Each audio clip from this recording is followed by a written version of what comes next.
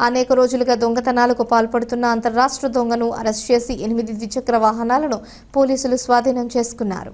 సాంకేతిక పరిజ్ఞానం ఆధారంగా హైదరాబాద్లో టాస్క్ ఫోర్స్ జిల్లా పోలీసులు మర్డర్, దొంగతనం, చీటింగ్ కేసులు నమోదు చేసి జైలుకు తరలించారు. జిల్లా ఎస్పీ మహేష్ బిగితే అందజేసిన సమాచారం ప్రకారం తూర్పుగోదావరి జిల్లాకు చెందిన అంబటి రాంబాబు వ్యక్తి ఆన్లైన్ గేమ్స్లో డబ్బులు కోల్పోయి సులభంగా సంపాదించడంలో భాగంగా ద్విచక్ర వాహనాలను దొంగతనం చేసే వృత్తిని ఎన్నుకున్నాడు.